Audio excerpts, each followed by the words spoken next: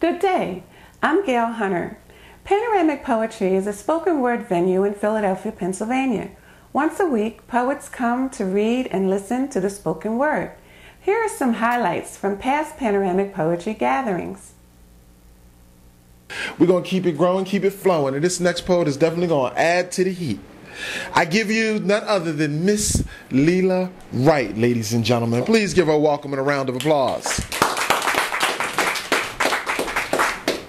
Yes, it's very hot. I always introduce this poem as saying I'm going to do a real insecure poem right now. This is an experience that I had with dating a fellow poet. And you know how artists can be when, you're focused on one thing. So that's what this poem is about.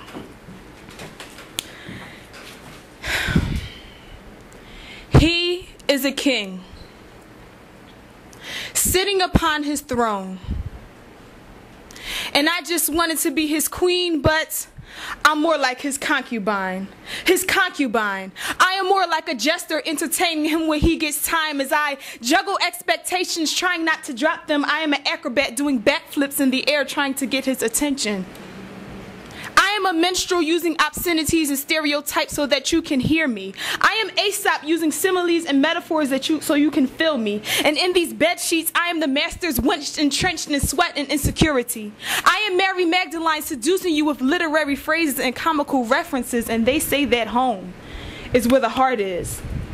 So if your heart is between my thighs, then you're only home between orgasmic sighs. So tell me where your heart is unless you're homeless, which means you're heartless. Begging for love like monetary wages, and I just wanted to fill your cup and let it overflow with abundance. But you never told me where your heart is, and he is a king, sitting upon his throne. And I just wanted to be his queen, but I'm more like a concubine, where wordplay is his love. I am just his mistress. He embraces imagery with empathy and gives rhyme all his time. And he may have an extensive vocabulary, but I am not something that he can put into grammatical order, so I am not his kind, not his type. He cannot type me in any arrangement that he would like. He cannot break his cadence or show me patience. A gifted linguist but doesn't understand the native tongue of my heart, can't speak the native tongue of my soul. He cannot find anything that is synonymous with me. And while I admire his loyalty, I just want to be royalty, because he is a king sitting upon his throne. And I just wanted to be his queen, but that's a title that poetry owns.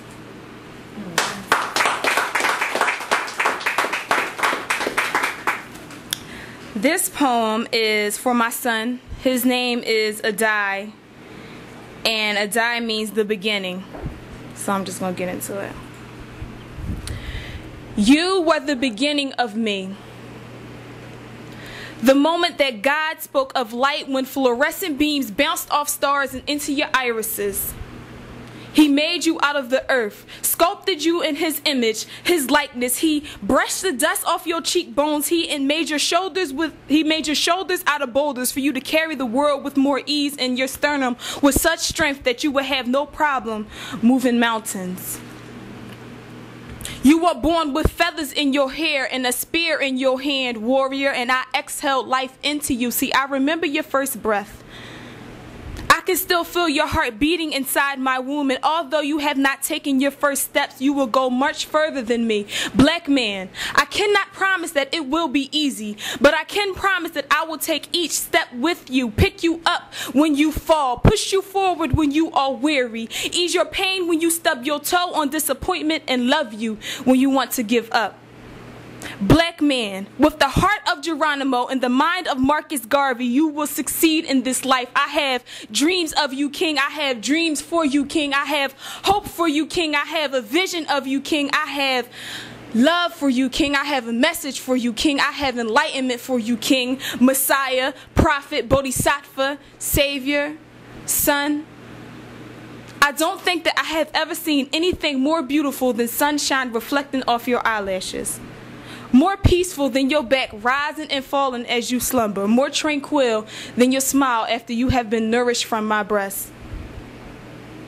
I wish that I could I wish that I could protect you from the hardships of life, but strife is how you build character. And I just hope that you learn your lessons and appreciate your blessings and pass your tests. I want you to be kind when you are faced with resentment, be wise when you are faced with ignorance, and love beyond borders or expectations. Son, you were the beginning of me, the treble clef to my staff, my initiation into royalty. You were my genesis. I may have given birth to you, but you created me.